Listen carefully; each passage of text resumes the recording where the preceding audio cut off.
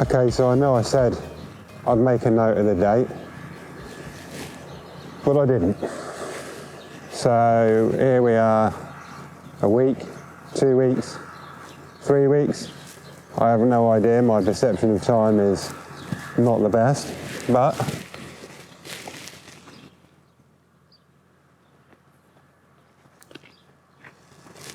there we go.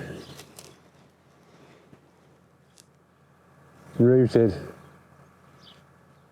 Now, I'll let these get a little bit longer because they're quite fragile at this stage. I mean, ideally, you can see the little nodules at the bottom. If it was just like that, I'd plant it.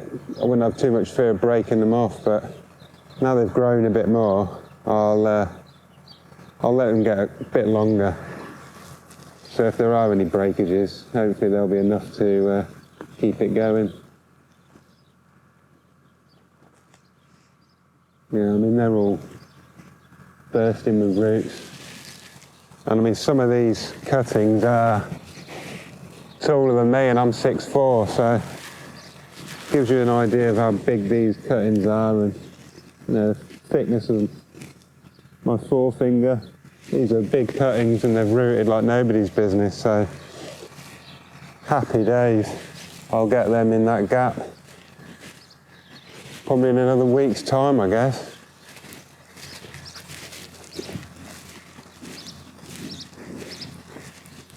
A little update on the Ragusa.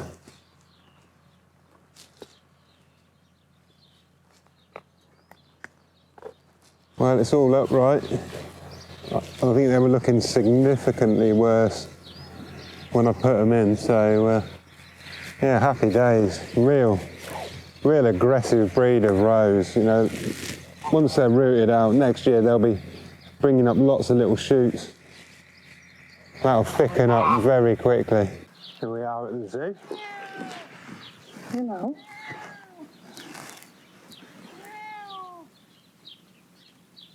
What you saying? Oh, really?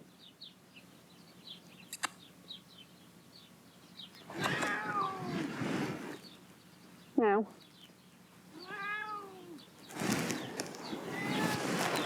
So it's quite an interesting place to live here. Nice time of the year. The rhododendrons just passing over now, but when they're in full force, they're quite a sight to see.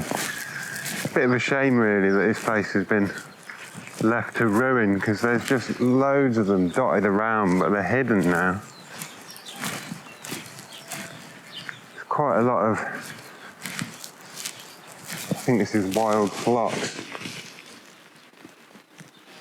They're really pretty, smell nice. There's a pond here that leaks. I was in here yesterday and, oh, there he is. Little baby blackbird. See if I can get you close.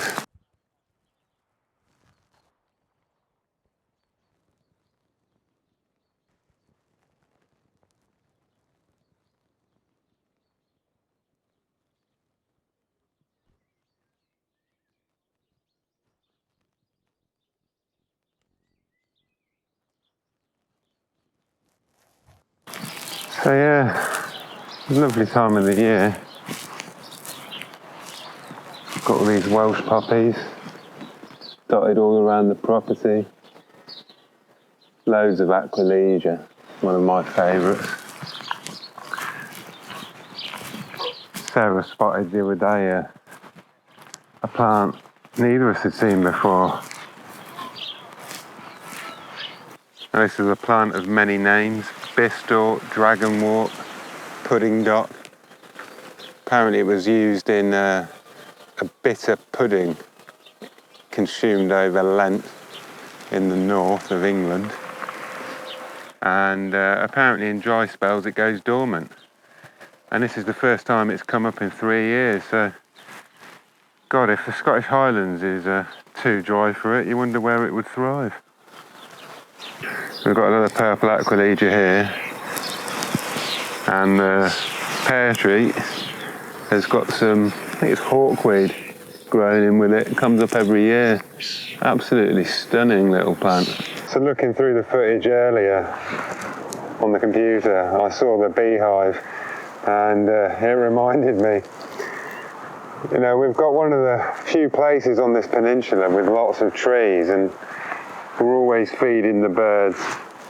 So we've got loads of baby birds here, like hundreds of little baby sparrows. There's always starlings, pigeons, collared doves. Last year we had a couple of baby collared doves. Watched them hatch in the workshop, and you know, pretty tame. Got to see them quite a lot. But one of the negatives of living in the countryside with all these birds is the sparrowhawk. Oh my God. There has never been a more efficient, vicious predator than the sparrowhawk. You'd be out in the garden and you just hear like blackbirds screaming for their life, and oh, I can't count. I think maybe 3 times we've found half-dead blackbirds taking their last breath. You know, you come out, there's pigeon feathers everywhere. The baby collared doves that we got to know and love, they got nailed. I mean, it's just, yeah, pretty disturbing. So that's definitely a negative. Seeing the cycle of life every day. But yeah, I've put together a little time lapse of the compost. Basically, put some grass clippings down at the base of this one, then laid it up with the old brown waste, put more clippings in, and I'd dumped some of the clippings from that end of the paddock, so I gathered them up, started layering up this section. And I think with this straw, I've always watered the compost. I don't know, I'm not a compost expert, but I think if you've got enough green, you'll get enough heat and it will start decomposing. But I think you need water as well, and I think especially when you've got a lot of bedding like straw and shavings that's quite dry, I really don't think it can hurt. I think if you're just using clippings and a bit of brown, you probably don't need it, but I certainly swear by it. So now we've still got a bit of weeds, and I've still got a bit of grass clippings left, so hopefully I'll get this one topped off, and as summer progresses I'll keep mixing it. I've got a couple of pallets left, so I might bring this out.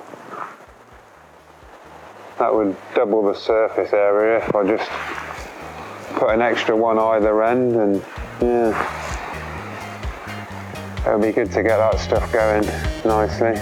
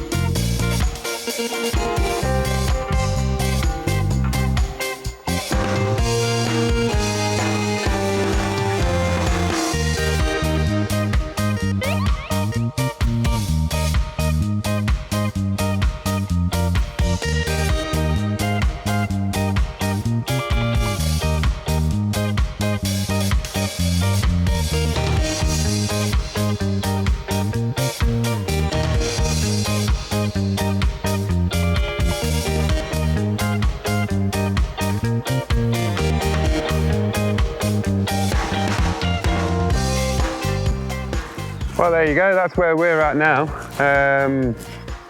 Compost well under the way.